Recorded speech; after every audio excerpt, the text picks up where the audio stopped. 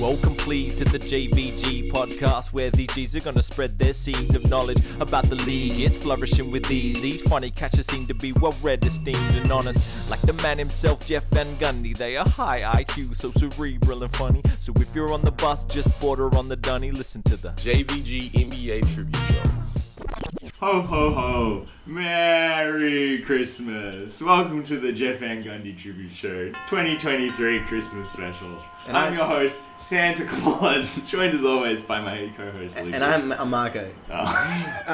Very, very different episode this time around. Yeah. We went all the way from San Francisco to Fitzroy North. We went all the way from the North Fitzroy Library to The North slightly Pole. down. From the North Pole. From the North Pole to North Fitzroy Library. Yeah.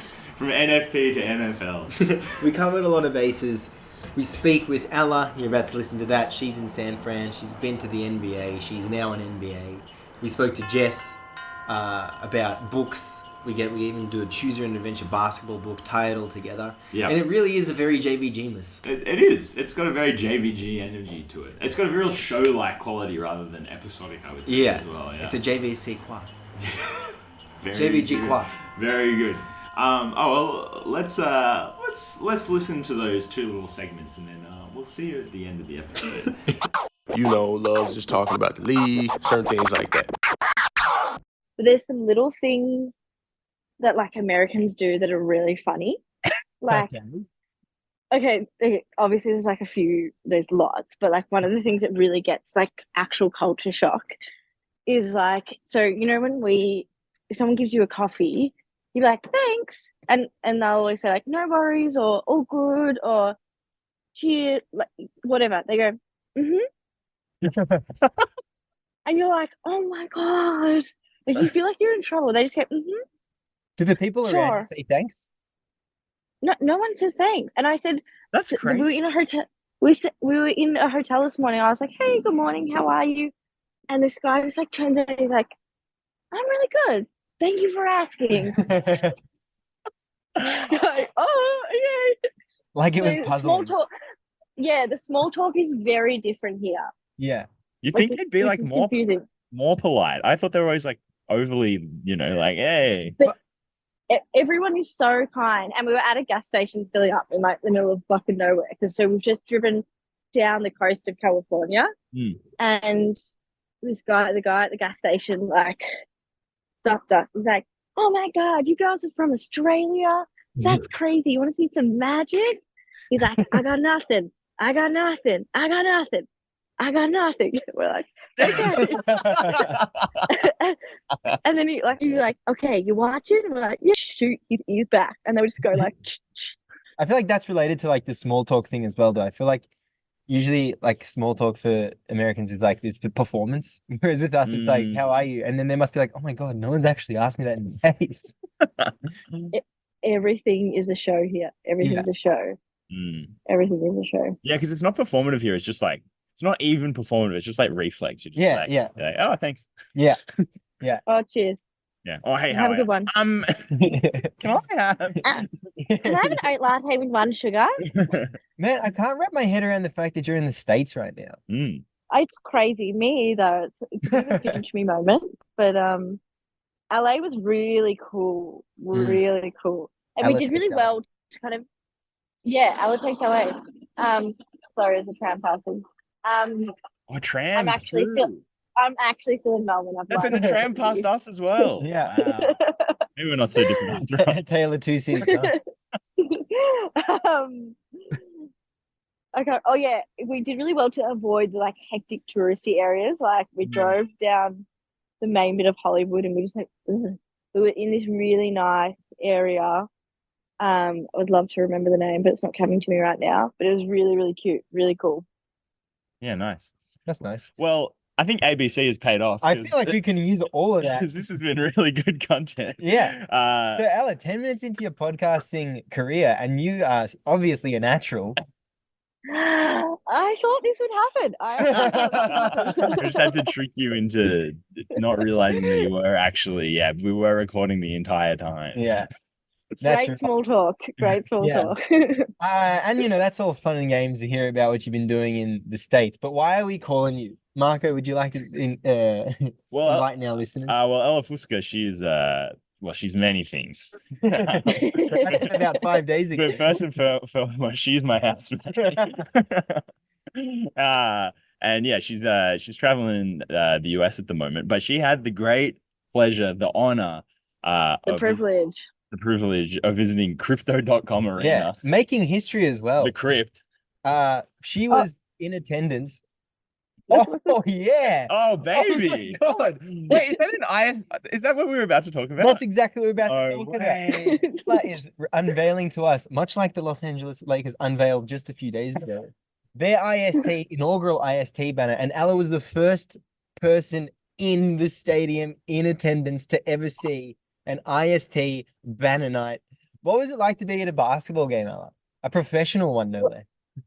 Well, it was incredible. And your listeners might not know, but I'm not a basketball girly. I was there just for the show, but incredible. I loved every second of it. The vibes were incredibly high, and it was such a good game. Like, it was so close. It was neck and neck.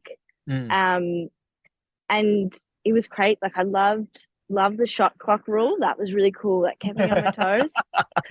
It was all a bit of a they've been really into that for about 50 years. Yeah. Like that one. But it was crazy. Like, we were really lucky when we were staying in LA. Our friend Callie, who we're traveling to America for, it's her wedding, but her friend is based in LA. It's one of her best friends, and her and her partner took us there, and they had been to a few NBA games, so they kind of knew how to do it really well. So like, we caught the train there, and when you first roll in, like, there's everyone selling the bootleg merch, which is really cool, like selling t-shirts for like $10, and then there's heaps of like people selling like hot dogs wrapped in bacon, and I was making it a beeline for those. I was so keen. And then like Jessie, who was the girl's partner, was like, whoa, we can't, never ever, this is a really important rule, never ever have the hot dogs wrapped in bacon out the front of the basketball stadium, because they have been sitting there for hours and they give you really bad diarrhea. So rule number one.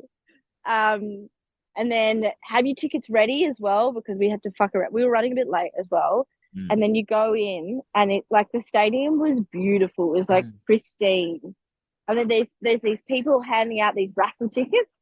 Obviously, we got sucked straight into that. And then Jesse, thank God for Jesse, really. He was like, "Whoa, don't. It's a massive scam. It's a massive scam." So again, avoided that. One of the worst experiences were and if you're an Australian going to an NBA game in the future, you can't buy a drink. They don't take international IDs. Oh, so really? take your passport with you, kiddos, because you can't buy a drink unless you look over whatever they have to be, I guess, maybe over 25. The price of said drink? Yeah. At crypto.com. Oh, okay. Yeah, it's pretty high. Oh, yeah, that stung. That really stung. So, the two courtiers were on food and beer, and then I had to get a different drink because courtiers don't drink beer. So I just got a Sprite and a vodka, and that was $25 US. Oh my God. Which I did check the bank account the next day, and it was 48 Australian dollars. So pre-game hard. If you want to be a bit lit, pre-game hard. Rule number 3.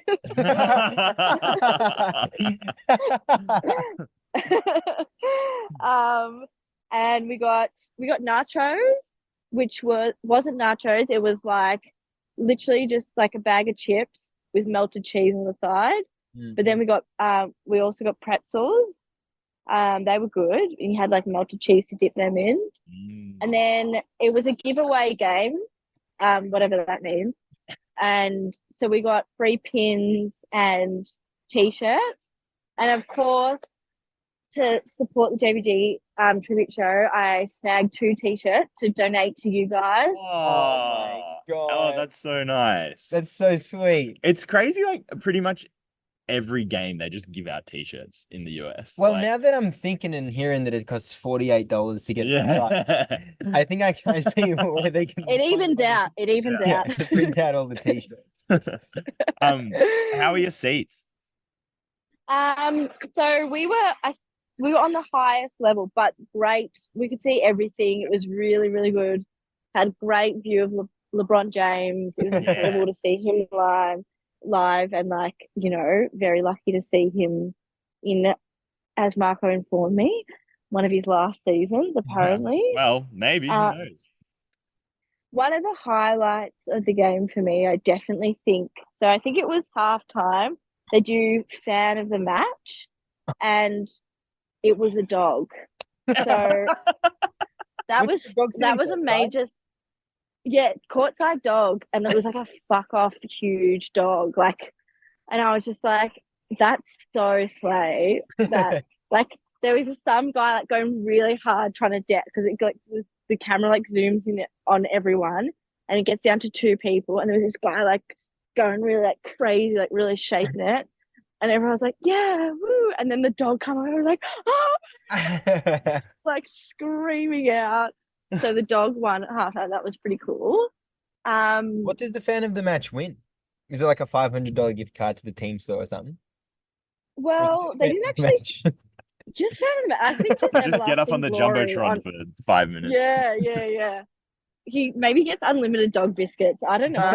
But he was really cute, very, very cute. But yeah, the game was amazing. I was obviously going for Knicks tape. Yeah.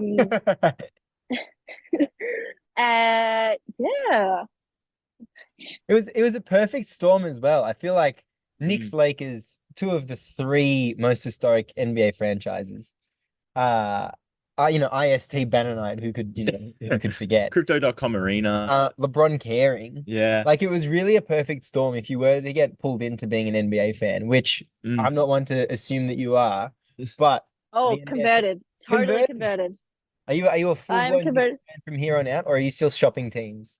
I'm shopping. I'm definitely shopping. And there's another game coming up in San Fran, I think, while we're here. So we keep shopping around. But totally converted. It was so exciting. It was really, really exciting. I loved it. Will you try and go to the game in San Fran? Absolutely, if we can. I imagine I think they're playing Warriors Wizards. Oh my god, you're gonna easily be able to get a ticket. Get on SeatGeek right now. You gotta tell me what the Wizards look like in person, because it looks pretty bad from where I'm sitting.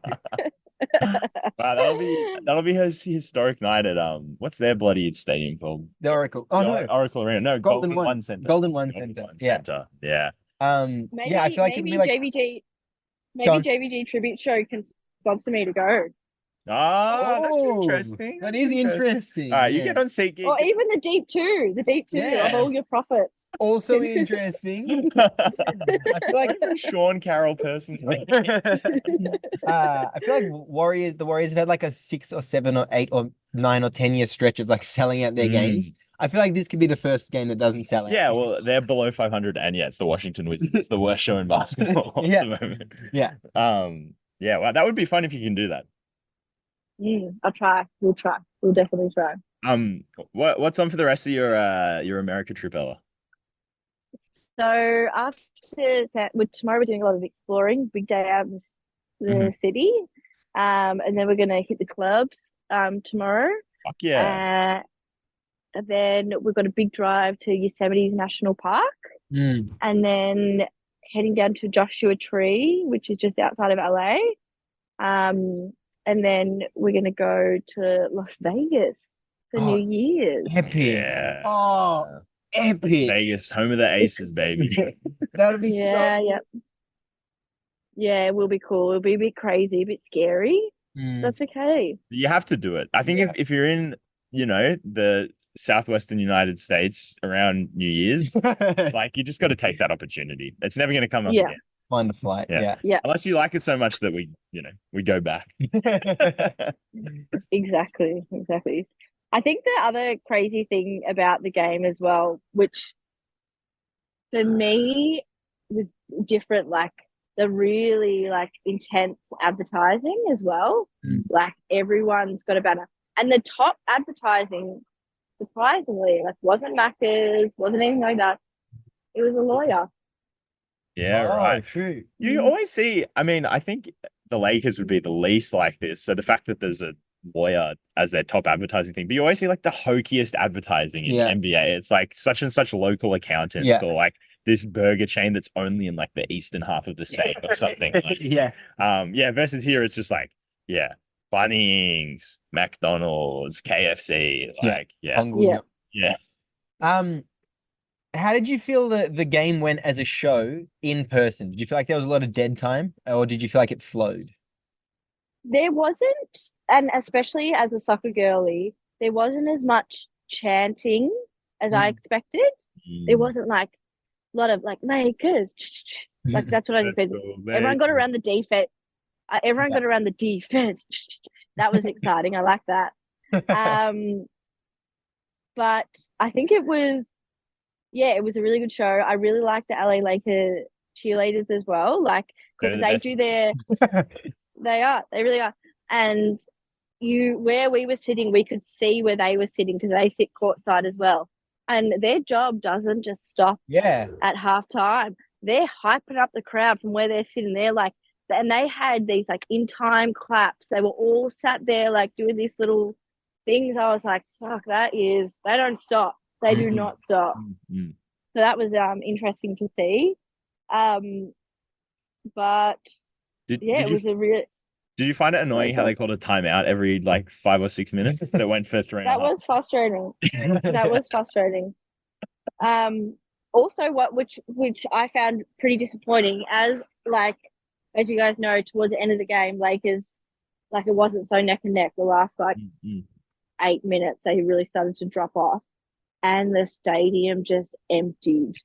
People were pouring out. They cracked the shit. Wow. Really cracked the shit. Wow. I'm not too like, come on, guys. Like, be out the last 5 minutes. Like, that is such a bad vibe. Yeah.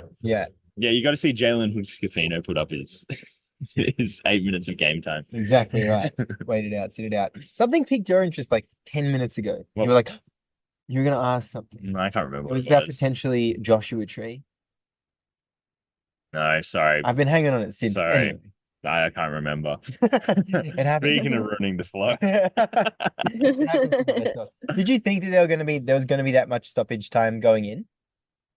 No, I didn't realize how many times they were allowed to stop. And then, is it right that the ref can stop the game, or is it only the team? They can initiate a review, they can do a VAR sort of thing. And then there's the media timeouts. Okay. Yeah, so media timeouts happen if there hasn't been a timeout in the first 5 minutes of the quarter.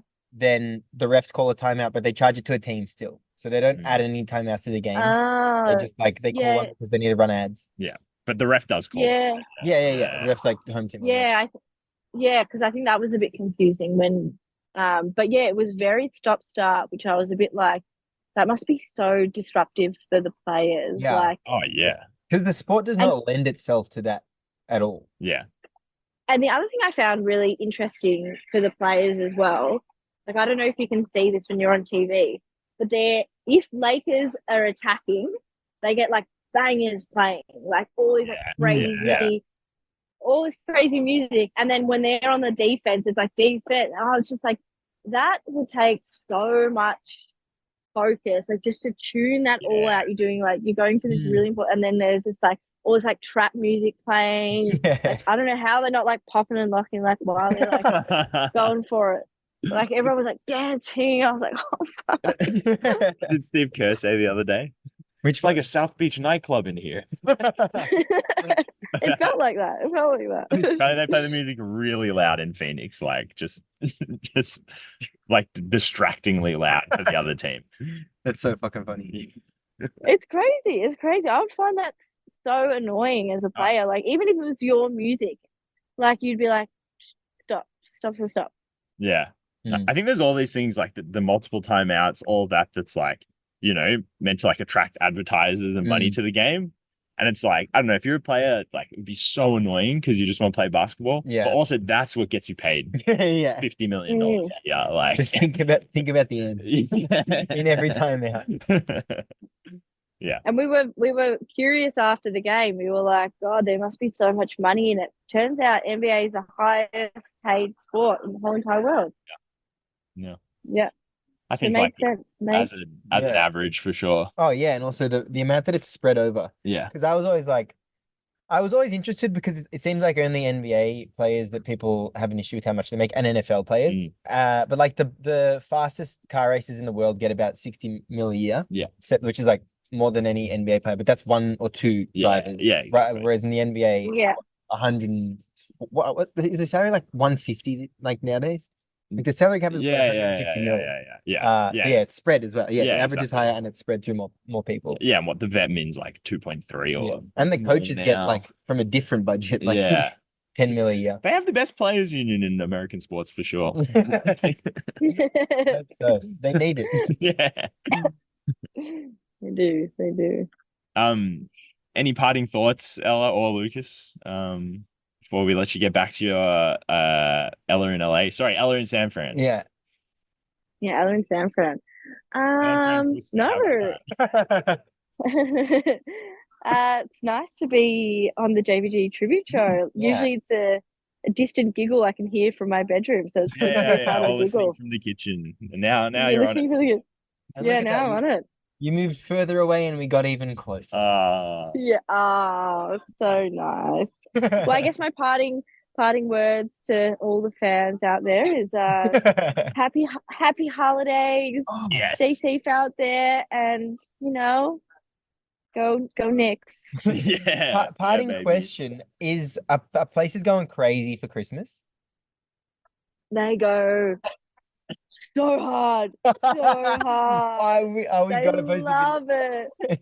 They love it. It's actually fucked. Like it's over here. It's like Christmas on fucking crack. Like it's just like when you walk down the street in Melbourne, you like every now and again you'll see like a light in the window, or like someone puts some on their fans, and you're like, oh, that's so cute. Yeah.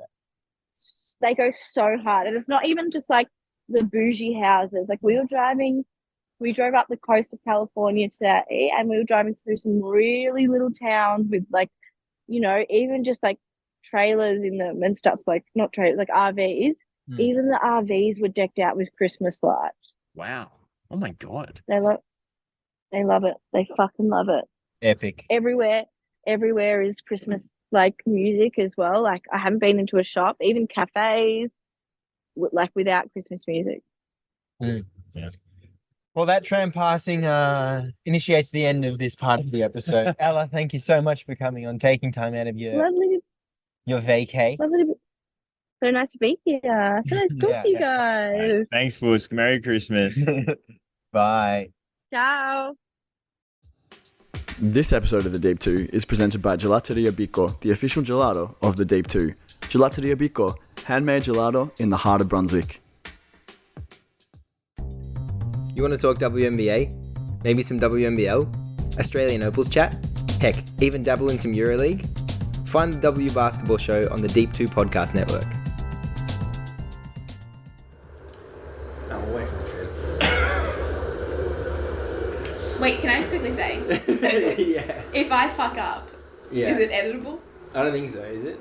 You won't fuck up. But what if I like talk over the top of you, or I just like go on too long about something, or like interject? Can we That's edit just what a it? podcast is. Okay, Yes. okay, it's just a conversation. Why Yeah. am I overthinking it? Fuck.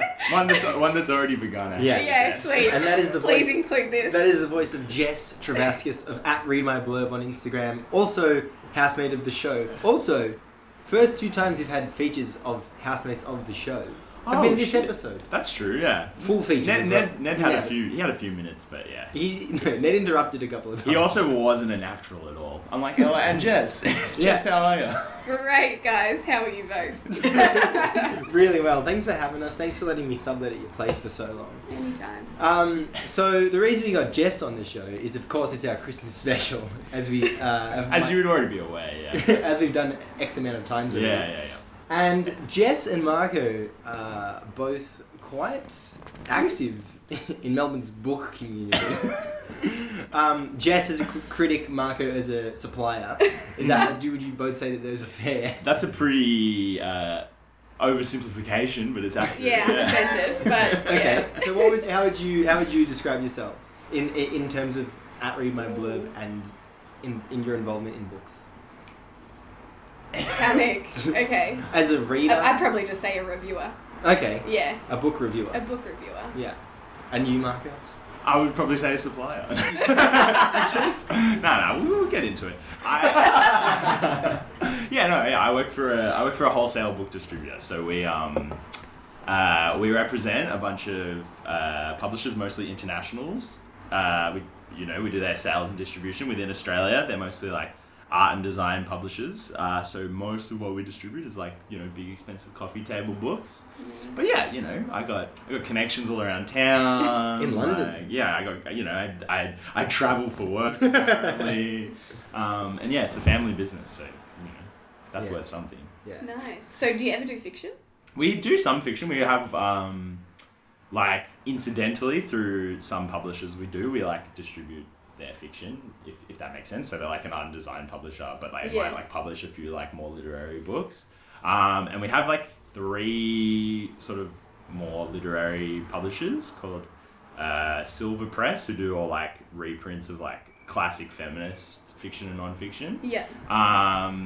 Then Ignota Books, who do all these it's all esoterica, occult, and then all this AI, very early AI assisted fiction as well, which is strange. I didn't even know that was a thing. Yeah. What era is that? Like 5 years ago. Oh, okay. But not this most recent sort of run of AI. Yeah. And then Prototype, who do all sort of experimental English poetry and fiction, British focused. Yeah. Yeah. Okay. Cool. So those are our literary publishers to set the table. Have you heard of any of them? No. Have you got any involvement? Oh, what? Red Press? No. Did you say that? No. Well, what was the feminist one? Silver Press. Yeah. Oh. They do Audre Lorde and Leonora Carrington, Ursula Le Guin. They have some collections of her books as well. Yeah. These names mean nothing to me. I feel like a fraud. No, I don't know any of them. Well, Jess, why don't you tell us about Read My Blurb? Okay, well, Read My Blurb is an Instagram page that me and my best mate Daisy started. Started not that long ago. Not that long ago, probably October, a year. October 2022? Around then. Wow, did you do research before today? Sure. Hey, that big stack of notes he's holding indicates. So just over a year ago. Because we essentially just wanted to try and find a way to get free books. Yeah.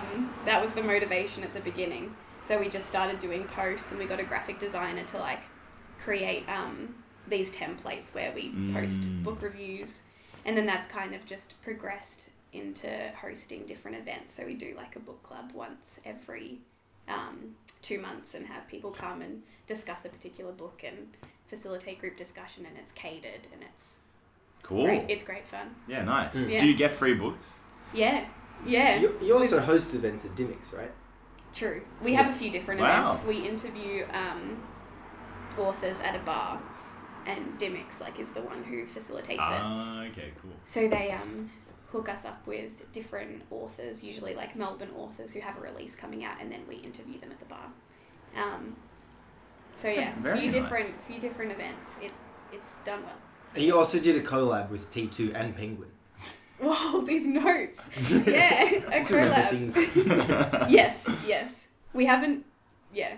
So That's the extent of the collabs. do you just email publishers and go hey, we're... At the beginning, we sent out a few emails just being just introducing ourselves. And they all got back to us being do you want to be on our, I forget what they're called, I think just review list. And essentially once every few months, publishers will send out this little email with a booklet of all the books coming out, and you can request which ones you get sent. Mm-hmm. So we do that, but then sometimes Penguin the other week, they just sent us both a stack of 8. They emailed us, and we're just hey, what's your address? And then they sent us both 8 books each, and that was the best day of my life. That was incredible. For a publisher, that sort of thing is it's just a drop in the ocean cost-wise. Yeah. But the effect, especially with social media and stuff, just giving someone 8 free books is like.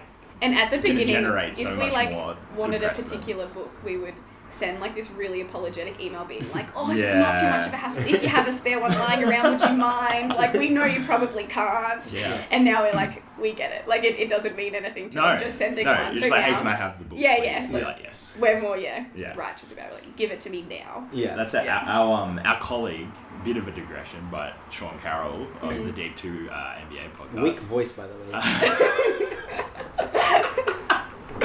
He runs like a drinks review blog, but like not really. Oh, yeah. And he just does it so he can get like scent free bottles of Yeah, I think nice. mostly non-alcoholic like spirits and stuff like that. Yeah. It's such a weird niche. But like it just like once a month he'll just be like, hey, can I write about this? And they'll just send him a bottle of it. Like, That's so good. but I've never seen the blog. I don't even know if it really exists. Oh, no, you've outed him. I mean, yeah, no, I've read it hundreds of times. Did that slip? Yeah. It's always alcohol-free spirits. Yeah. And it's like, oh, do you guys want? Do you want some? And usually the answer is no. Yeah. Actually, every single time the answer is no. Is that because that's all people will send him, or he has decided to go down that avenue of the alcohol-free? Maybe a bit of both. I feel like it's now just. I don't think he actually has much like. I don't think he goes and finds them anymore. I think they find him. Yeah, now. yeah. And he's like, I may as well. I may as well review this.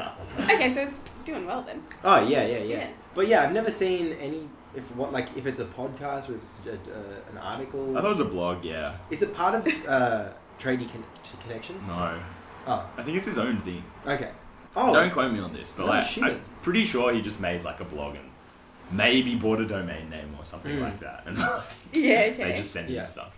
But like, yeah, the non-alcoholic spirits industry is screaming out for promotion. yeah. that's true. You've got to think about what you want for free and Yeah. just create a review, Yeah, exactly. podcast, Right. blog, whatever. Exactly. Right. I want free basketball.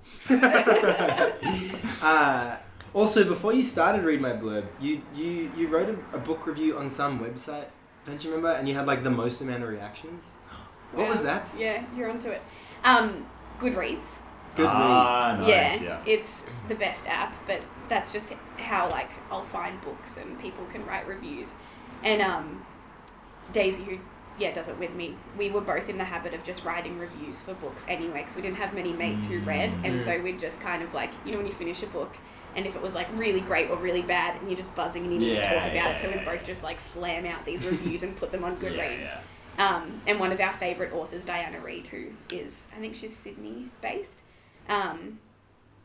she wrote a really, like her debut novel, Love and Virtue, was phenomenal, and so I wrote up this like long review, and I think because she hadn't like published anything before, it was still a little bit like people didn't really know of the book, so there weren't many reviews up there, and so when you'd go into the book on Goodreads, mine would be at the top. Nice. And then it just started getting like some likes, which was a bit of a kick. I think I made Lucas get a Goodreads account to like the review, because at one point there was like somebody else in competition with me. It was like 55 likes and 56, and I was like, Lucas, create an account and like my review. Yeah. It was when we were at, I think when you and Hayley were living in Richmond. Yeah. In that Richmond place. Yeah, that's when it would. And we had like a dinner and everyone made a Goodreads account to push you over the top. Yeah. But then you ended up getting the free book. Yes. Her next one, maybe. Yes, her next one. Then That's I awesome. got a free advance copy, and that's kind of when the idea came about. We were like, hang on, that was so easy. Yeah. We could get more free books. Yeah. And so what, a book club in Melbourne after a year and 2 months. What, you got 400 or 500 followers on Instagram? So around about that. How many? Those notes are really coming in handy. How many? 4,000 and I think 200 and something. Wow. Damn. Yeah. 1,000. Yeah. I don't think I even follow it. I'm out. News to me. Yeah. They've got a wait list for their book club, would Yeah. you believe? That's We crazy. don't have a wait list for anything. No. We should Do you start have an one. event? What could you have a wait list for? Yeah, we should start having events. Yeah, maybe we should start hosting events. Yeah. Like you can hang out, you can drink beers with us. It's ticketed though. You gotta pay. Yeah, so Marco was like, maybe you guys can talk through your favourite reads of the year or something. Yeah. Yeah, okay. What were your favourite books this year? Oh, you go first. Okay, I should have prepped for this. Okay, well, how about this? How many books do you reckon you read this year? I know for a fact it's 34 because Clocked me so hard. Really? Yeah. what's Mine's yours? like, I think it's 11. Okay. Yeah. That's pretty good. One a month. One a month. Yeah. I think like 6 were in the 2 months I was traveling as well. Like. Yeah, that's always the way. Hey, Yeah. always on uni break, I smash out like one a Yeah. week, and then during uni, I don't read at all. Yeah.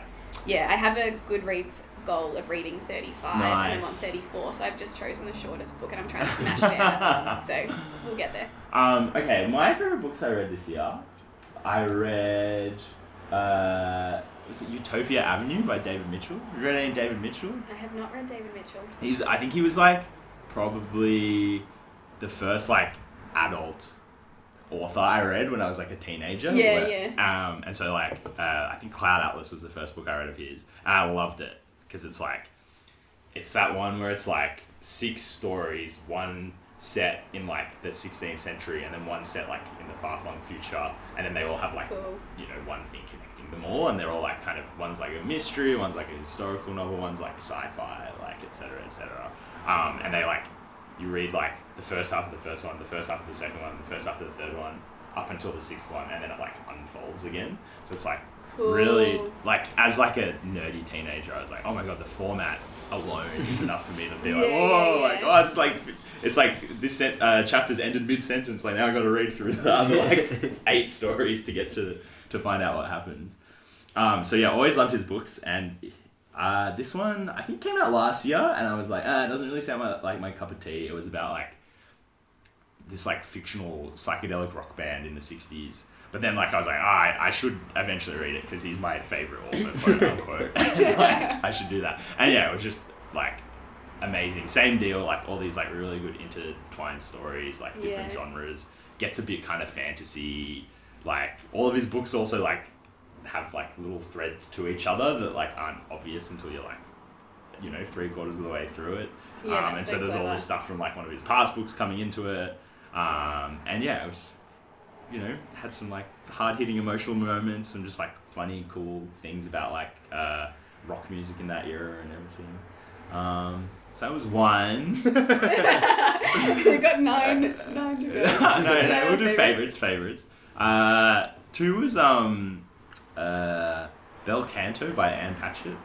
Have you read that? No, but I think I just read her most recent release. Yeah.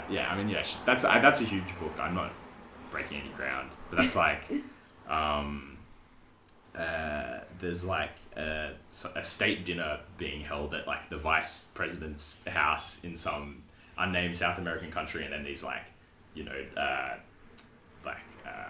what do you want to call them? Rebels, terrorists, like kidnap everyone in the house, and it's like about them and everyone in the house who are like all these people from all over the world like interacting with each other over this like 90-day hostage period, and eventually, the power of human connection without, despite language barriers and blah blah blah blah blah. But yeah, just really really beautiful book. And then I reread Blood Meridian by Cormac McCarthy, which is just like, I think it's just the most awful book ever. Like, but you reread it. In terms of, not like bad, in terms of like, it's just so harrowing and horrible and violent, but like, just like so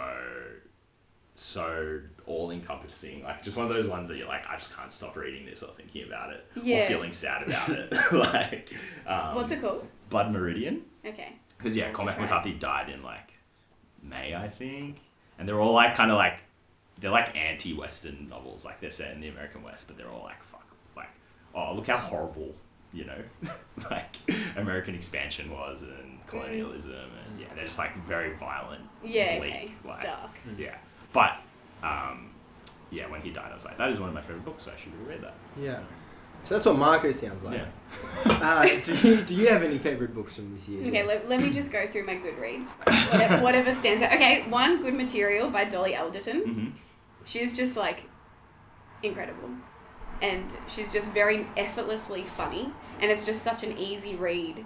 But like you can tell that she's really clever. And she wrote this one from a male's perspective. He's in his 30s and his like career's kind of, his lacking life direction is just been broken up with by his girlfriend.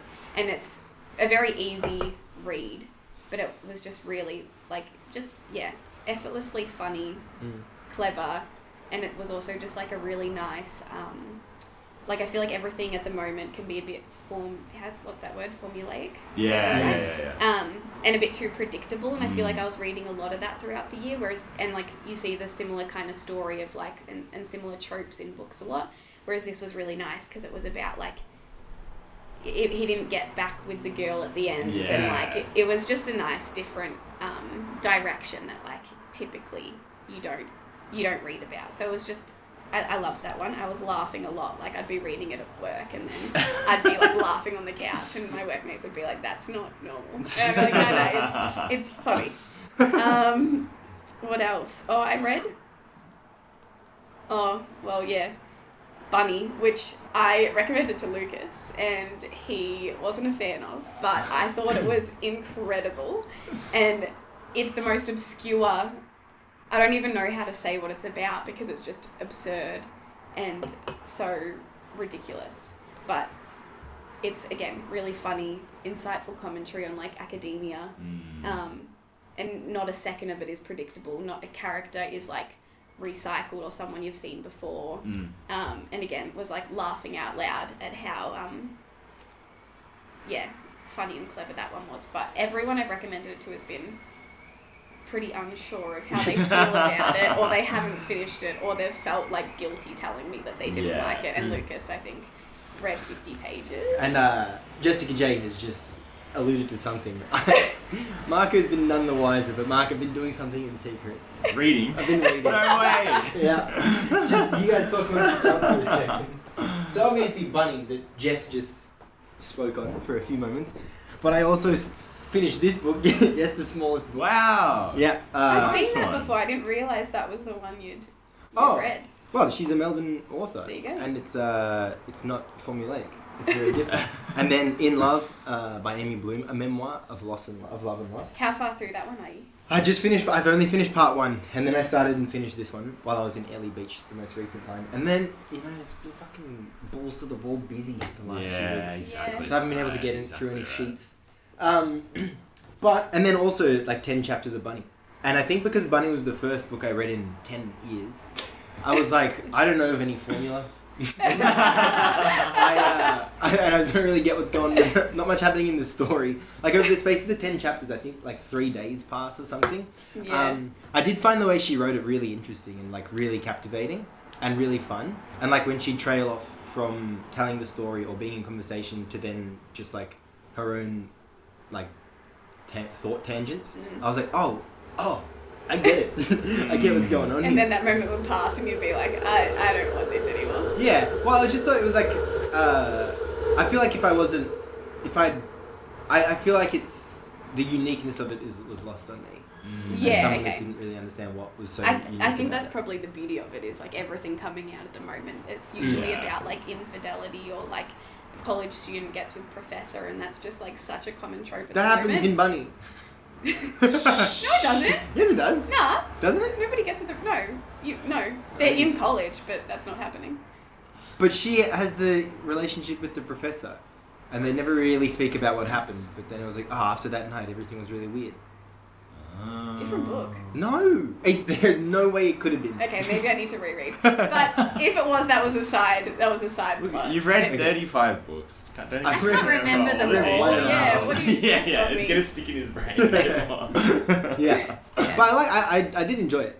I enjoyed parts of it, but I was like, it's not dragging me in. Yeah.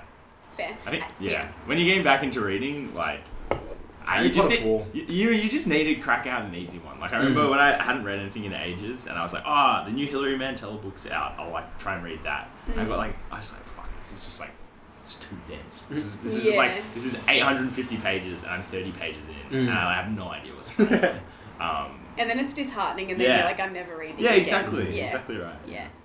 Do you ever not finish books, Marco? Oh yeah. See, Jess has to finish them. Yeah, right. Yeah. No, I lose interest.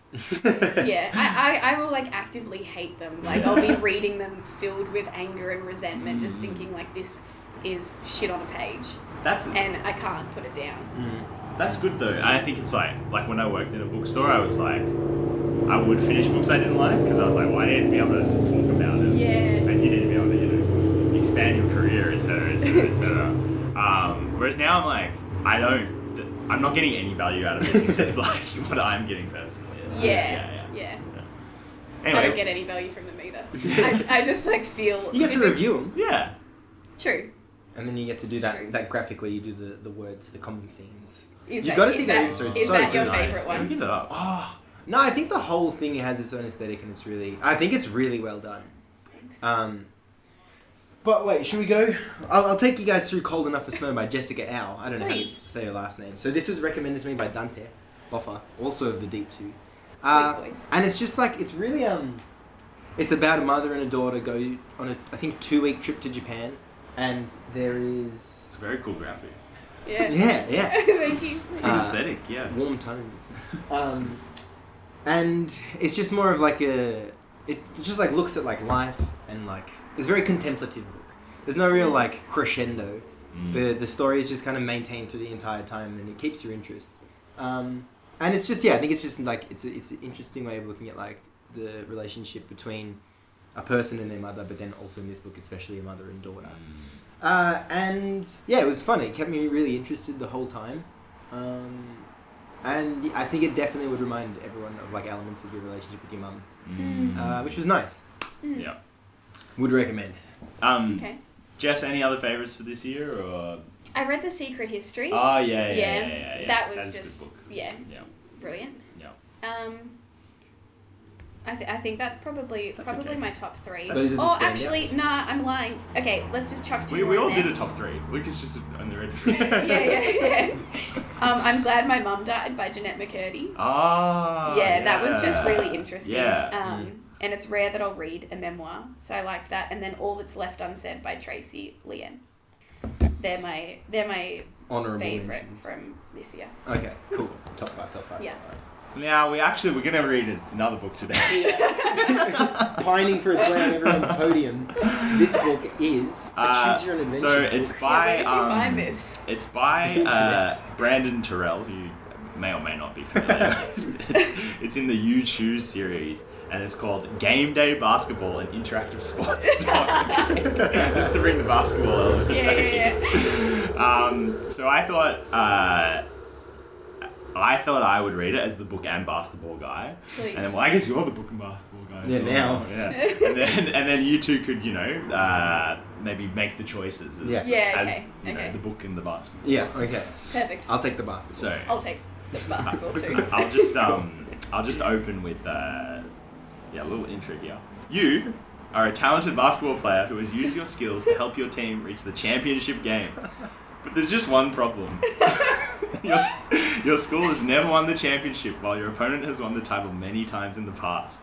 People say your team is cursed when playing this team. Can you put your superstitions aside to help lead your team to victory? Chapter 1 sets the scene, then you choose which path to read, and then it's just got like how to use the book, so I'm not gonna go into Yeah, cool. God, I can't believe we made the championship game. Chapter 1, the Edgeview Curse. Where are they? Your room is a mess. Books, sports equipment, and clothes are scattered around the floor. You lift a pair of sweatpants to look underneath them. No luck. Your dad appears in your doorway. Are you ready to go? He asks. You shake your head. I need my lucky socks, you tell him. Those stinky old thing, he asks. They're in the laundry room. I love already sports equipment and laundry room as two different descriptions. You dash down the stairs. Your older brother Nick is at the bottom and you nearly crash into him. Whoa, he says, spinning in a circle. Save that speed for the court, bro. You ignore him, hurrying into the laundry room. Stacks of clean clothes sit on a table. Are your lucky socks among them? You hope not. You're crazy superstitious, and you haven't washed them since your basketball team went on a winning streak. Today is the championship game, and if the luck has been washed away from your socks, you don't know what will happen. You spy a hint of white with 2 green stripes poking out from the dirty clothes on the floor. You sigh with relief. Pluck the dirty socks from the pile and slip them on your bare feet. You wiggle your toes. Perfect. Your family piles into the car. You sit with Nick in the back seat. So, he says, are you nervous about the Edgeview curse? You stare at Nick. How could he bring up the curse now? The Edgeview Middle School Tigers have never won a championship before. They made it to the big game. Nick was on the team 2 of those times, but they've never won. We're in a hot streak, you tell him. I think we've got a great chance. Nick sighs and looks out his window. Yeah, he says, I remember thinking that too. At school, you walk past the trophy case on your way to the locker room. It's filled with second place and participation trophies. They're constant reminders of the school's history. To make matters worse, today you'll face the same team Nick lost to when he played. No. The same team that's won the I didn't think championship that. too many times to count. The Haverford Vipers. Most of your teammates are already in the locker room. Speedy Sadiq Omar, Lou Zhang, the team's assist leader, the tall Duncan Dunk Green, and Charlie Peretti, the most superstitious of all. Just like you, he's wearing a lucky pair of dirty socks. He's doing the same routine he's done before every game, chewing gum with his earbuds in, listening to music. Coach Willis is there too. Some stereotypes going on here, I think. Okay, team, he says. Charlie pops out his earbuds. You lace up your sneakers. Here's the starting lineup. So this is the first and very pivotal decision you have to make. Do you want to play point guard and lead the team? To show off your jump shot at small forward? Or to take it to the paint and play center? Okay. Let me take this one. Obviously the third. You want to Really, be big? you wanna be knocking around inside. Okay. I don't even know what any of the three mean, Yeah. so I'm shocked that's the big one. I'm fully immersed in this story already, so I'm hanging on every word. Let's get this Alright, out. we're Why gonna was take there it to so the much paint. backstory about... Anyway, it'll make sense It'll later. all make sense eventually.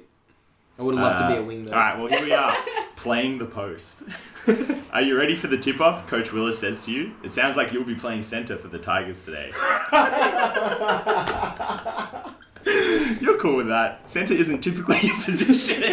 But if that's where Coach Willis wants you to play, that's where you'll play. Not a strong start. You step onto the court alongside your teammates. A ref stands at center court with the ball, ready for the tip-off. The Viper center, Damien Osgood, is taller than you, but you've got a strong vertical and can jump pretty high. The ref blows the whistle. You leap and swat the ball back to Sadiq, who's playing point guard. Nice, that's good. We won the tip here. Fuck, there's so much text. Sadiq brings the ball up the court. You head down into the paint. Lucky break, squirt, Damien mutters, commenting on your size difference. You try to get open, but can already sense he's going to play aggressively. If you're going to break the course, you're going to have to do the same. Sadiq passes the ball to Charlie. You pivot, driving your hip into Damien to block him out. Charlie bounces the ball to you. You spin, driving an elbow into Damien's gut as you go up for the shot. He's draped all over you, and the ref calls him for a foul. Very Good. nice. Hey, Damien shouts. He hit me. You line up for the free throws. Breathe deeply. Spin the ball in your hands. Shoot. Swish. The second shot also goes in, giving the Tigers the first points of the game. Huge. As you jog down the court, you spy Damien glaring at you. The Viper point guard, Miles Ortega, is the best player you've ever faced. He quickly dribbles down the court, dishing a no-look pass to a scrappy forward named Brent. Brent sinks a jump shot. Sadiq hurries the ball up the court. You're playing faster and aggressively, just like the Vipers. He passes to Charlie, who shoots. The ball ricochets off the rim, and you box out Damien, going for the rebound. Sadiq lunges for it too. Do you want to let Sadiq get the rebound, or to go after the rebound yourself? Sadiq's on our team. Yeah, he's your point guard. He's pretty much got the ball. Yeah, you're boxing out Damien. Yeah. Oh no, let Sadiq get that. Yep. You'll leave it for Agreed. Sadiq? Yeah, of Good, course. nice and selfless. Yeah. Oh my god. Oh my god. Sadiq does his braces. ACL. The way you and Damien have been grappling, it's better if you both don't dive after the ball. If you do, there's a good chance you'll foul him or one of you will get injured. No, it's you're boxing him out. Sadiq's got... It's stupid. You pull up and let Sadiq go after the ball. He's got a better chance. Sadiq doesn't reach the ball in time though. It bounces out of bounds. God. But wait, they shot it. Viper ball, the ref says. How? Possibly how? I have no idea. I Oh have no my God. idea. This is the last time we trusted him. Miles takes the inbound pass, leading his team down to score. The remainder of the first half goes like that. Every time the Tigers feel like they're climbing back into the game, the Vipers go on a scoring run. God, we're at Does halftime. that remind you of any teams you can think of, Lucas? What'd you say? Every time the Tigers feel like they're climbing back into the game, the Vipers go on a scoring run. Well, for the Vipers, it's probably the Boston Celtics, Yeah. I'd say. And then for the Tigers, come back to me. Yeah. Alright. When the buzzer sounds at the half, the Vipers have a commanding lead. Fuck, we're at halftime already. Coach Willis paces the locker room. We're still in this, he says, but without much conviction. You just have to believe. You look around. The guys are tired and sweaty. They don't look like believers. Charlie is tugging at his lucky socks. Sadiq is hanging his head. The curse is weighing heavy in the locker room. You can feel it thick in the air. All right, let's go, team. Coach Willis claps loudly. He's trying his best to get everyone hyped. It's not working. You wonder if maybe you need to shake things up. You consider pulling Coach aside and talking to him about changing positions. To talk with Coach Willis, But yeah, do you want to talk with Coach Willis or do you want to keep quiet? Play your role. Let's talk this one out. Yeah. I feel like the team needs something. I feel like Are we winning or losing at this we're point? losing, Yeah. and Coach Willis came in with not much conviction. And in the this curse half. is hanging heavy in the locker room. Yeah, I can feel it. So I feel like there needs to be some sort of change. Yeah. We can't just go business as usual. No way. We're the Tigers. We yeah, never back down. I'm with you. Let him do it. Let him have it. Let him have it. So you We're can the go up Tigers, and, what if we you never get back benched? You down. might get benched. Let's see. Nah, we're Fucking gonna- bench me, Coach Willis. Coach Willis turns at the door of the locker room. The other players have already walked out to shoot warm-ups for the second half. What's up, Coach asks. I'm getting beat down in the paint, you admit, and I think Dunk would be better at center than me. Coach Willis thinks a moment, then nods. I appreciate your honesty, he says. Why don't we give it a shot? Together you walk onto the court. The team is already shooting around, warming up. Coach speaks to Dunk, who looks over at you and nods. When the second half starts, you're now playing shooting guard alongside Sadiq. Huge change there. Such a diverse skill set. Yeah. The change works. Dunk and Damien battle it out under the hoop. We win the game. But it's clear Dunk is better prepared than you. After Charlie drains a three-pointer and Liu hits a pair of jump shots, it's clear the second half belongs to the Tigers. Uh-oh. You quickly close the gap. Deep into the fourth quarter, you find yourself down by 2 points. Sadiq brings the ball down the court. You line up to his right behind the three-point line. You break toward the hoop, getting your defender to bite. Then you step back again. You're wide open. Oh my god. Sadiq quickly feeds you the ball. Do you fake the shot or do you take the shot? Oh no. You're down 2 points. This is not Why even. do I genuinely feel stressed? This is not even a decision to me. Go. I know exactly what I would do. Yeah, I know I exactly. take the shot. Yeah. Yes. Okay. Cool. God Cool. damn. You do your ACL. Wait, what's the point of faking the shot? Right, the play might develop. You could maybe go to the basket, Yeah. find Okay. another No. pass. None of that. None of that. You have an open shot. No way you aren't taking it.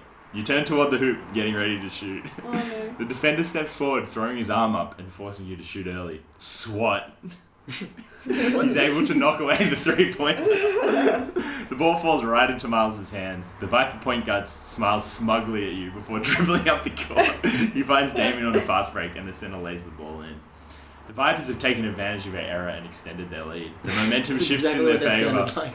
And try as you might, the Tigers can't catch up. It's game over. That was so funny. Yeah. Oh my god. I like it was a short one as well. Yeah. there was I want some- to know like all the possible Yeah. options of how that goes. Look, and we could go down on all the other parts, but we might be here Yeah. all Yeah. day. Maybe we could do like every Christmas. There's I think 20 decisions and 13 endings. No, 40 decisions and 23 endings. Or something. Okay, well, Yeah. just keep the next 23 Christmases free. Wait, how are there 40 decisions in that? No, well, I think. You skip heaps. Oh, Yeah, true, yeah, depending yeah. on Well, what you choose. yeah, because we chose to be a Yeah. centre and then switched to shooting guard. After. So little bit of I'll just clarify something. We're wide open. Yeah. So how the fuck does the shot get swatted Exactly. away? Yes, right. what? And then Vipers get the ball and just take it down the other end, and then it's too far. Yeah. To The catch Vipers Yeah, up. well, you're too 4 good. points down and the momentum's shifted. Yeah, I would have loved to know that a block was possible. Yeah. No, that's kind of bullshit. Yeah. Should we just go back and see what happens if you fake the shot? Fake the shot. Yeah. Like, we can just go back to that one at the very We can least. just put in like a reversal track where it's like. Let's fake the shot. Alright. I know what I'd do. Fake the shot. Alright. Fake the shot. You pivot, get ready to shoot. Your ACL is done. And see the Viper defender racing back to cover you. Oh, so you thought you were open, but you weren't really. Oh, okay. You just had bad court awareness, which they didn't establish in the intro. Actually, you couldn't find your socks in the laundry room, Oh. so maybe that should have given it away. So instead of shooting, you pump fake. The defender bites, leaping up and trying to swat away a shot you don't take. Miles starts towards you. You can take the shot, but your eyes scan the floor and you see Dunk and Charlie perform a perfect pick and roll without the ball. Both of them are open and there's not much time left on the clock. I added the without the ball part. Okay, so we've got another decision here. Oh, Jesus. So Dunk and Charlie, they're doing, let's call it an off-ball screen. Yeah. It's a pin down. Yeah. And I think Dunk was playing centre. Dunk was playing center. And Charlie was, he must be our small forward just by process of elimination. To pass the ball to Dunk or pass the ball to Charlie. All right. So in this scenario, Please. do Actually, you, out are you, for do you Should feel we like, should we Do you feel like you'd be able to picture a semicircle, and then if I were to describe what's going on, you'd be able to know what's going on? Yeah, please. Yeah, I think I've got that. So so this is the semicircle. We're here, I would assume, or here. Mm-hmm. We've gotten 2 people out of the play, so we're currently 5 on 3. Yeah, we're 5. We're 5. Stunning. So, let's say we're here, and we have the 5 here and the 3 here. The 5 is the big Duncan, the 3 is Charlie. Mm-hmm. I assume Duncan is setting a screen like this, Charlie's coming off it. So Duncan would be freezing Charlie's defender, Charlie would be Do you open. realise as you're explaining this, you're using all this terminology that I still don't know? It still makes no Charlie sense. will be Charlie might be open coming off the screen, but as the play progresses, Duncan might be open rolling to the basket. And he'll be closer to the basket and taller. So Yeah, go like, with him then. Alright, Is Duncan. that what We're you were going trying with to get at? Yeah. You know what? They're both good options. Yeah. Also, the wide open shot we took before was also a good option. Also, they called it a pick and roll. So, all right, tick, tick, tick. Time is running out. Dunk throws elbows in the paint, but you can see it in his eyes. He wants the ball. You bounce it past him. What's the bounce passes in this game? He snatches the ball, dribbles, and turns. With one hand, he puts up the shot. Damien swats at the ball, but misses and strikes Dunk's arm instead. The wobbly shot bounces off the backboard and falls in! Yes! The ref points at Damien. Foul. 1 free throw. Tigers. So 3-point play. Oh my god, huge. The game is tied up with Dunk's free throw. You take the lead for the first time. Oh my fucking You got this. God. You whisper to him as he goes to the line. Dunk nods. But his shot is off, striking the backboard and ricocheting up. It's heading towards you and Damien. This fucking Damien guy, man. You leap up, snatching the ball from the center who dogged you earlier. In one swift motion, you put up a shot and drain it. The Tigers have the lead, and there's no way you're going to give it up. The team bears down, playing aggressive, smart defense and holding the Vipers from scoring. When the buzzer sounds, you've done it. You successfully broken the curse. We lifted the curse. The end. I knew we should have faked that pass. Wow, that was a great play. Yeah. And to get the O board off the free throw like that. Yeah. That's Tiger mindset. Who would have known passing to Duncan would have meant us offensive rebounding a missed free throw on an and one situation and then making it on the putback. What's the background of this author? Like, is he a basketball player? Does he know basketball doesn't sound well? like it. Yeah. I don't think so. I think he might have been. Yeah, I assume there's like you choose game day sports for like hockey, lacrosse, football, baseball, and he just had to write them all. Yeah. Like, you know. Running a pick and roll is not possible if you don't have the ball. Yeah. So the fact that they do that. Can we off-ball- email the author? However, I think we can. Yeah. did you? So this guy's name's Brandon Terrell. Do you know there was a Terrell Brandon who played in the NBA? Was it recently? No, in the 90s. Oh no, I know Terrell Terry. Yeah, this guy. Yeah, he's Brandon Terrell is a children's book author from Eagle Lake, Minnesota. And has never played a game of basketball Yeah. in his life. So like, or watched one. other books in his bibliography are Can You Catch the Kraken? Can you? Is that hockey? No, that's giant monster related. Can you net the Loch Ness monster? That one's hockey. No. Can you capture the chupacabra? The what? The chupacabra. Can you track down Bigfoot? And quarterback scramble. I love that one. Oh no, he passed away in Aww. 2021. Oh, sorry, Brandon. Maybe don't send that email, Jess. Yeah. You guys should write your own. That could actually be really fun, yeah. Yeah. True. I got heaps of time coming up. Over the next few weeks. I'm not joking. That's actually not a terrible idea at all. Yeah, you should. And then you have different people. And then when you interview basketball players, you get them to do it. Read them a whole body of text. Yeah. Or just come to them with a decision. Be like, hey, say you're in a late game situation and Dunk's setting a screen for Charlie. Yeah. What would you, and Dunk's rolling to the basket, Charlie's coming off the screen with an open shot, what would you do?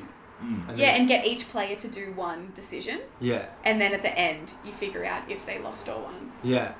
It's based off the whole team. That's a pretty good idea. That's a pretty good idea. Yeah. Well, thanks for coming on, Jess. Thanks for having me. That was a lot of fun. What a breeze. That book wasn't how I expected it, but it was fun to read. We ended up lifting the curse. Yeah, we did. Yeah. Go Tigers. Well, the second time. Definitely. Oh, well, you don't lift the curse the first time. Yeah, So you learn it's a curse. Nick lost 2 championship games. Yeah. You learned that on the We drive have his over. lucky socks on. But yeah, thanks, Jess. Merry Christmas. Yeah, Merry Christmas. I guess we'll see you for the next Christmas episode. Yeah. When we run read through this Lucas's again. book. Yeah. Dominique's Revenge. What was the big guy's name? What was his name? Oh, I've actually completely. Yeah. Damien's Revenge. Damien's Revenge. Yeah. Game Day Basketball 2, Damien's Revenge. Sport, basketball, sport. Wasn't that great, Lucas? And we're back. Just a few minutes later. Also speaking of Christmas, there's the bloody Christmas Day games that happen once a year in the NBA around this time. And this year around, we got a pretty sort of same 10, 12 teams that play every year. They just switch the order kinda. Have the Knicks played? Sorry, spoilers alert. Have the Knicks played in recent years? I feel like they've. I reckon they might have. I don't know. It's just such a big market. Can we also, before we get into the games, we've spoken about this before, but there have been so many days without NBA games on it in the first 3 months of the season. It's been 3 or 4. So election day, Yeah. and it wasn't even the freaking midterms, man. Yeah. It was like the off year. So it was like, special election for the 52nd congressional district or whatever. Shut up. It's just let us watch basketball. That's it. Throw the ball up. Then there was Thanksgiving. Bullshit. It was Turkey like Day. 2 for Thanksgiving. I Yeah. swear. And then they had a day off to, I think there were 2 days off that were related to the IST. They had 1 day off to figure out the roster or whatever. Yeah. And then the day after, the Los Angeles Lakers defeated the Indiana Pacers in the first ever in-season tournament final, they had a day off there. And now fucking Christmas Eve. Yeah. I mean, yeah, Christmas Eve. Oh, true. Yeah, so no games on tomorrow. When we'll be unwrapping our presents, the That's Americans such a will dream, though. also be unwrapping their presents. Yeah. But like, and then I think New Year's Eve as well, I want to say. There are no games. No, there are. Okay, I'm wrong then. But like, you're making these guys play on Christmas Day and not Christmas Eve? Yeah. I guess so you can be with your family on the eve and open the presents in the morning. I think so they can spend Christmas with their family in some way. But like, what if in some regard. you're traveling? That's up to the NBA and the players to figure out. But I get the feeling they can just get flown out. Yeah, probably. Yeah. Yeah, but like, what's Savannah going to be doing? Oh no, they're playing in LA. Of course they're playing in LA. Of course they're playing in LA. Where else would they play? Boston. Oh, so the Lakers are playing Boston. Yeah, so on the third game of the day. The LA Lakers, 16-14 at the moment, playing the Boston Celtics, 22-6, best record in the NBA, mind you. The Lakers won today. Yeah. Beat the Thunder with, as you mentioned, an all wing. forward lineup. Yeah. Even Anthony Davis doesn't consider himself a center. So Yeah, I think, but he really wants to spend some more time with the Finals. Which is really cool because I think those are like, D'Lo coming off the bench is so much better than D'Lo being a starting point guard. Definitely. Like tiers and tiers above. Yeah. What do you predict for this game, Lucas? I think the Celtics will win quite comfortably. Yeah. I think there'll be a few stretches of like LeBron hitting a couple back-to-back shots and then like AD kind of living above the rim for a few plays in that way that he's like, why don't you do this all the time? Yeah. Because no one else is there with you. But I think I reckon the game will never be in question. I feel like the Celtics will win. And I'm hoping for a good game because it's fun when LeBron plays well. But I think that the Celtics look pretty comfortable just in the league more generally as of late. They're so good at winning games. Yeah. Whether or not they're like the best team, the favorite for the championship, they're the team that finds it the easiest to win a game. They'll just be 30 points up all of a sudden, like have drained 12 consecutive threes or something. But yeah, LeBron, he loves playing on Christmas Day. So, Christmas at Crypto.com Arena, maybe he makes it a challenge. Yeah, Christmas comes earlier this year. Like today, Boston beat the Clippers, who are on a 9-game win streak or something, by 40. Yeah. Well, 37, but still, yeah. we'll give them that extra and 3. 25 threes, like... 25 of 53 from the range of down long. About 8 of them came from the bench. Yeah. So yeah, they're really good at that part of basketball. Yeah. The winning part. As for the first game on Christmas Day, are you going to get up for it? 4 a.m. 4 a.m. Bucks and Knicks. bloody still be awake. No, definitely won't. You know how hard Christmas night goes. Would I ever want to miss the New York Knicks versus the Milwaukee Bucks? I think they played this morning, actually. Did they? Yeah. Oh, yes, it was definitely today or yesterday. Yeah. I don't have super high hopes for this game. Yeah. I feel like the Knicks are always a little bit more fun than I think they are in my head. Especially since Mitchell Robinson got injured, and it's been like Isaiah Hartenstein playing at the 5. Jericho Sims, their third center, has also gotten injured, so there's been some Taj Gibson corpse being wheeled out for 7 minutes at the 5. Yeah. And I think Josh Hart's been playing like spot minutes at the 5, which is true. like, good on him, I guess. I get the feeling that Obi Toppin is still just popping up for like 10 minutes at the 5. Yeah. All the way from Indiana. But I guess the roundabout way of saying this is, that's not going to... Having those options at the 5 isn't very good for playing a team with Giannis Antetokounmpo and Brook Lopez. Yeah. So I imagine a pretty easy Milwaukee win here as well. I'd agree. How do you reckon they feel about waking up at 4 to play? The Warriors and the Nuggets will bookend that game and snuggle right before the Celtics and the Lakers, which we've already covered, of course. And this one will be at Nuggets.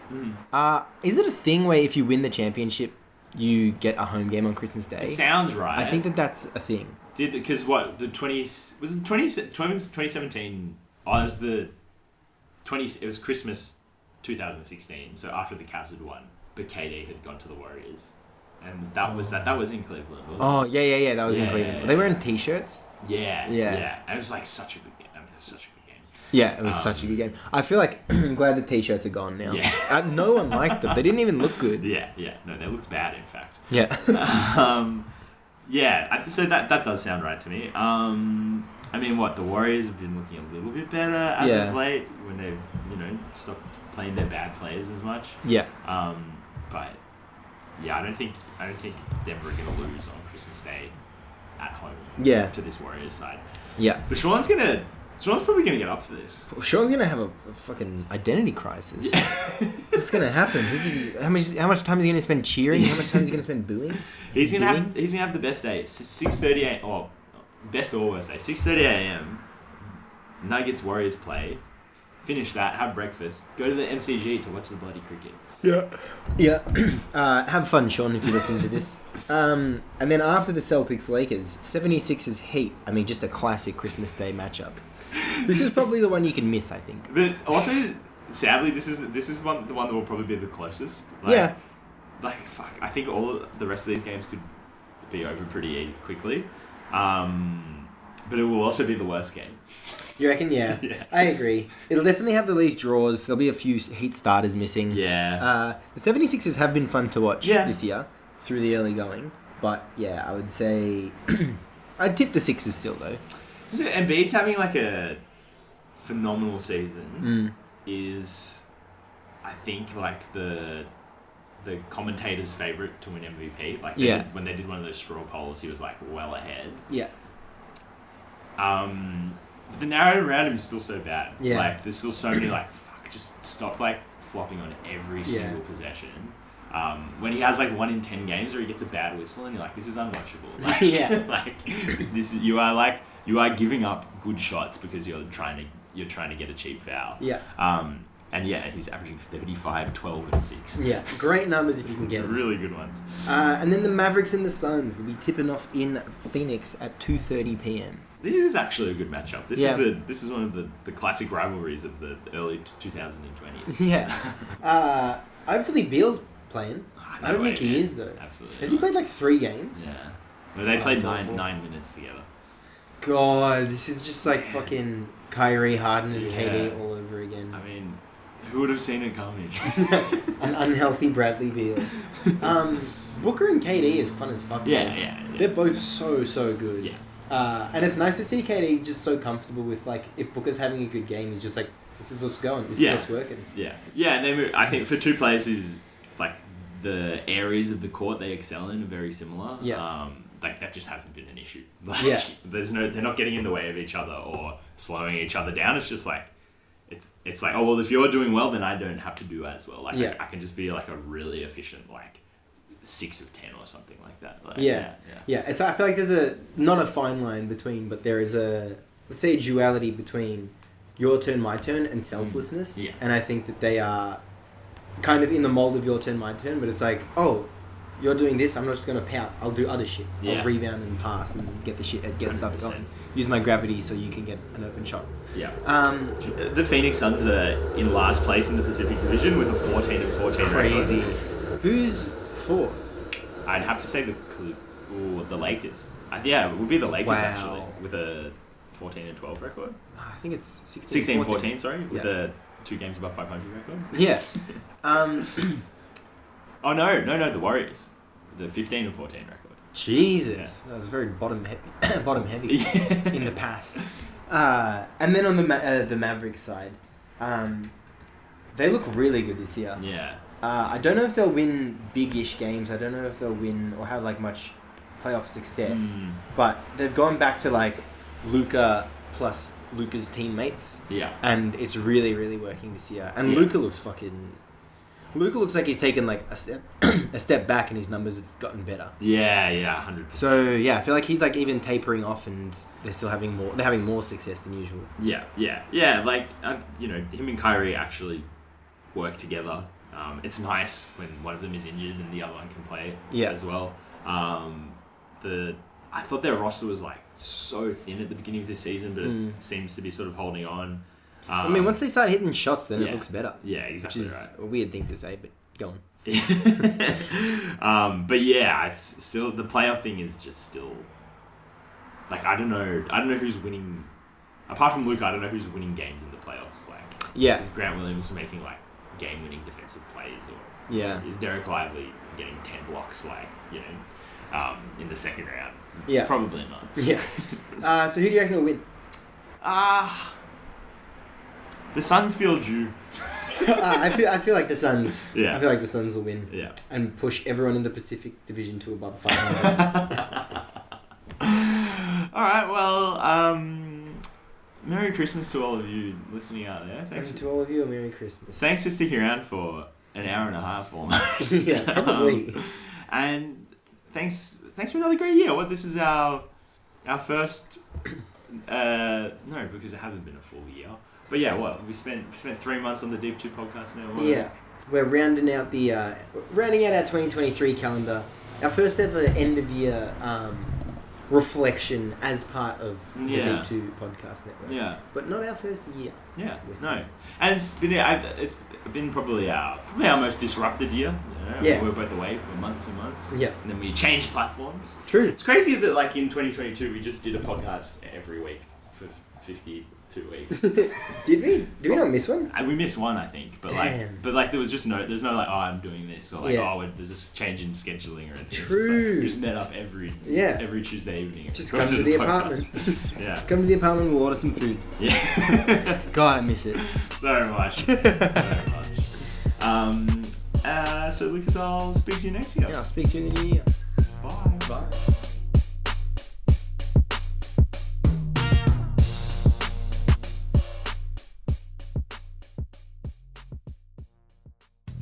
The NBA moves so quickly these days, it's hard to keep up. Shams and Woj are breaking stories left and right, but the Quick Time Out is right there with them to keep you informed on the latest NBA news.